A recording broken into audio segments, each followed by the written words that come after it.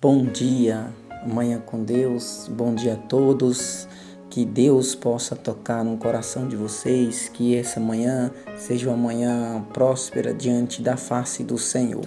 Perante a face do Senhor, a melhor coisa da nossa vida é a gente acordar e ter uma vida para a gente louvar o nosso Deus.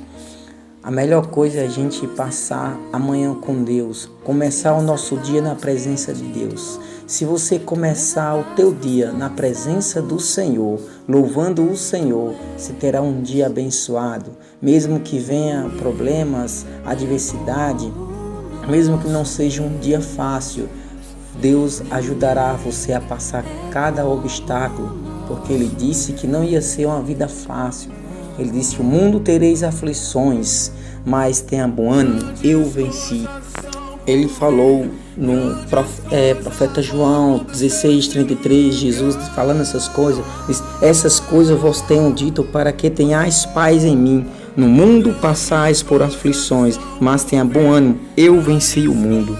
Por mais que esse dia seja de aflição, não seja bom para todos, porque nós não temos dias perfeitos. É um dia preparado para o Senhor, mas tenha certeza que Jesus passou por aflição também. Se Ele passou também, nós algum tempo, algum momento na nossa vida passaremos também. Mas se esse dia chegar, se for hoje ou outro dia, pode ter certeza que o Senhor é contigo. O Senhor não te deixará e nem te abandonará, porque Ele é fiel, Ele é justo e verdadeiro, porque Ele não deixará você permanecer na aflição, porque Ele te livrará. Porque a palavra do Senhor, Salmo 18, versos 6 diz: na minha angústia invoquei ao Senhor, gritei por socorro ao meu Deus. Ele do seu templo ouviu a minha voz e o meu clamor lhe penetrou os ouvidos. No momento certo que você clamar, o Senhor está de prontidão para te salvar, para enviar anjos para te socorrer.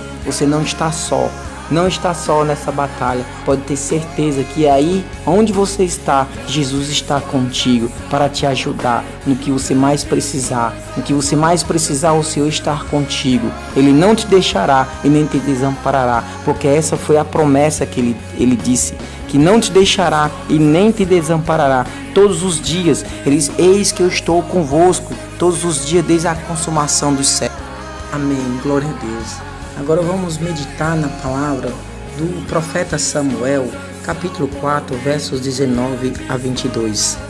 Fala assim: estando a sua nora, a mulher de Finéias, grávida, e próximo o parto, ouvindo estas palavras, de que a arca de Deus fora tomada e de que seu sogro e seu marido morreram, encurvou-se e deu à luz, porque as dores lhe sobrevieram.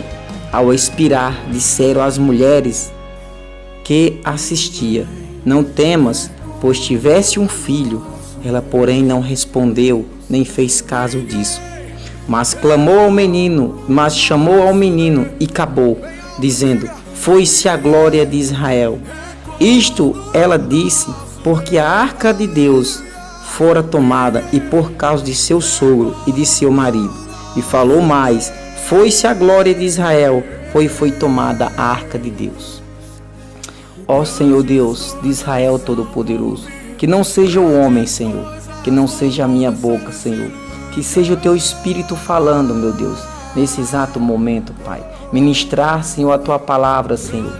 Ministrar a Tua palavra, Senhor, e transmitir o que o Senhor quer que chegue aos Teus filhos. Desde já eu te agradeço, meu Deus. Tira toda a cegueira espiritual, meu Deus. Abra os corações, Pai, para que essa pessoa possa entender, Senhor, o que o Espírito diz às igrejas. Em nome de Jesus. Amém. Aqui no livro do profeta Samuel, conta uma história quando os hebreus travam uma guerra contra os filisteus. Ofni e Finéias era filho do profeta Eli. Eli julgava Israel. Ele julgava Israel por 40 anos. E havia ele julgado Israel 40 anos. Ele era profeta em Israel. Ele era juiz de Israel. Ele tinha 2 filhos, chamados Ofni e Finéias. Ofni e Finéias era casado. Certo dia Israel foi sair à guerra para lutar contra o teu inimigo, o inimigo que afrontava aquela nação, os filisteus. Mas os hebreus, ele perdeu a batalha. Israel foi derrotado. Israel era nação temerosa. Todas as nações debaixo do céu temiam Israel por causa da presença do Senhor, aquele Deus que derrotou os egípcios, derrotou nações poderosíssimas. Mas Israel estava diante de um grande inimigo, um outro inimigo, os filisteus. Os filisteus tremiam e diziam: os deuses nos visitaram, quem nos livrará das mãos desses deuses? Só que os filisteus estava com medo de enfrentar o teu inimigo, Israel. Mas só que nesse dia Israel perde a guerra para os filisteus, porque não tinha mais aliança com Deus. A palavra do Senhor diz assim: então pelejaram os filisteus, Israel foi derrotado e cada um fugiu para a sua tenda. Foi grande a derrota, pois foram mortos Israel 30.000 homens de pé. Foi tomada a arca de Deus e mortos os 2 filhos de Eli, Ofni e Finéia. Nesse dia aqui, a palavra do Senhor disse, naquele momento que chegou a notícia que Israel tinha perdido. Israel tinha perdido mais de 30.000 homens de pé, homens de guerra, homens que lutavam, homens valentes, que perdeu a guerra. Uma nação que Deus tinha prometido que não perderia guerra alguma, que o inimigo não poderia te resistir todos os dias da vossa vida. No livro de Josué 1, verso 5, ninguém te poderá resistir todos os dias da sua vida.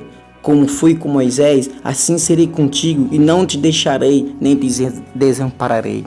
Aqui é uma promessa que o Senhor fez para Josué, assim como ele foi com Moisés, ele seria com Josué. Com aquela nação, ele faria Josué entrar na terra santa, na terra prometida, que manava leite e mel. Aqui a presença de Deus abandonou os hebreus.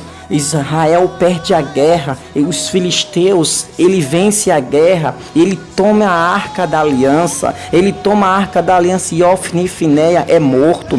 Aqui saiu um mensageiro da fileira para dar as notícias a Eli, o profeta Eli, que julgava Israel. Quando ele falava da resposta, verso 17, capítulo 4, então respondeu, trazia as novas, e disse: Israel fugiu de diante dos filisteus, houve grandes morticínios entre o povo, e também os seus 2 filhos, Ofni e Finéia, foram mortos. A arca de Deus foi tomada. Ao fazer ele menção da arca de Deus, caiu Eli da cadeira para trás, junto ao portão, e quebrou-lhes o pescoço e morreu, porque era já homem velho e pesado, e havia julgado Israel 40 anos. Aqui falava que quando Eli soube a notícia que os seus 2 filhos, ele não fez muita menção, ele não levou muito a caso, ele não se preocupou com muito. Ele ficou mais chocado com o destino da arca do que com a morte de seus filhos. Somente aqui é indicado que, além de ser sacerdote, Eli também servia como juiz. E Eli servia como sacerdote daquela nação e também servia como juiz. Mas só que a arca do Senhor tinha deixado os arraial dos hebreus e acabou. A Bíblia fala assim: Massa chamou o menino e acabou, dizendo: foi-se a glória de Israel. Isto ela disse porque a arca de Deus fora tomada e por causa do seu sogro, do seu marido. Naquele dia, Israel estava em grande miséria. Israel perdeu a guerra. Mais de 30.000 homens morreu. Os filisteus venceu, prevaleceu. Uma coisa que Deus tinha dito, que os inimigos não poderiam resistir todos os dias da vida dele. A mulher recebe a notícia, seu sogro e seu marido, e seu marido morre. Quebra o pescoço, ele quebra o pescoço e morre. Ela ficou sabendo. O seu sogro e seu marido morreram. Logo em diante morreu o profeta Eli. E depois Israel perde a guerra. Depois vem a grande triste notícia: a arca do Senhor é tomada. Ela chamou o nome daquele menino Icabô. O que significa Icabô? Icabô significa não há glória. Ao perder a arca, Israel ficou desprovida. Israel fica desprovida da presença do Senhor. Livro de Salmos. Salmo 26, 8. Eu amo, Senhor, a habitação de tua casa e o lugar onde tua glória assiste. a arca da aliança, Icabô. Ele falou: Icabô é habitação, a presença, a glória maravilhosa do Senhor, aonde estava naquele momento, tinha se retirado, foi por o arraial dos filisteus, do inimigo. A glória do Senhor, a arca, a presença de Deus, a glória de Deus é o lugar da habitação, aonde Davi falou, Salmo 27:4, uma coisa peça ao Senhor, e a buscarei, que eu possa morar na casa do Senhor por todos os dias da minha vida, para contemplar a beleza do Senhor e meditar no seu templo. Davi pediu uma coisa ao Deus vivente, que pudesse viver na presença do Senhor, no templo do Senhor, buscando a presença de Deus. O lugar da arca, que era o lugar da habitação, o lugar da glória do Senhor, mas naquele momento da glória tinha sido se retirado. Deus entregou aos filisteus por causa da desobediência de Israel, por causa da sua rebeldia contra o teu Deus.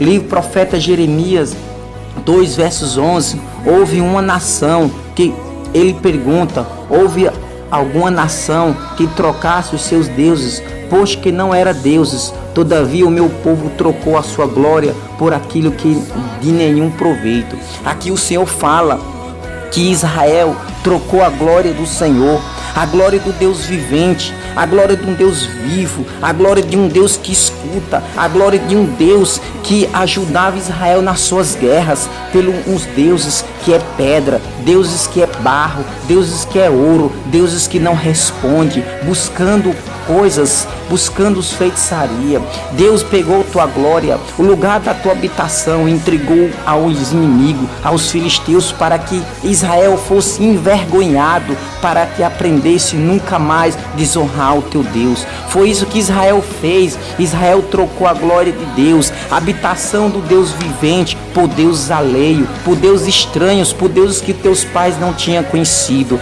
Aquele lugar ficou chamado de Icabô. Cadê a presença do Senhor? Cadê a glória do Senhor que ninguém busca mais? Será que a glória de Deus acabou? Será que a glória do Deus vivente foi retirada do meio do teu povo? Nós estamos numa geração de Icabô, numa geração de um povo que não busca mais a presença do Senhor, não busca mais o Deus vivente.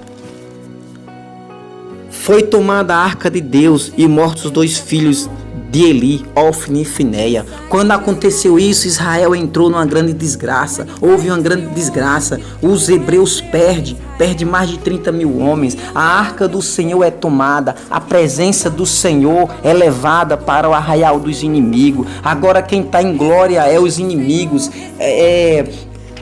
Ele morre. A mulher dele, a sogra dele tem filho, chama Icabô, porque perdeu o marido.